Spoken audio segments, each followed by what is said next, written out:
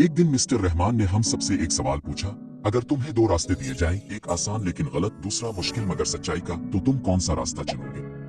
कुछ बच्चे आसान रास्ते की बात करने लगे, लेकिन फिर उन्होंने हमें एक कहानी सुनाई। कहानी एक देहाती लड़के एहसान की थी। एहसान अपने वालिद के लिए बीज खरीदने गया और दुकानदार ने गलती से इसे ज्यादा पैसे वापस कर दिए। इसके पास मौका था कि वो इजाफी पैसे रख ले, लेकिन इसने ईमानदारी से वो पैसे वापस कर दिए।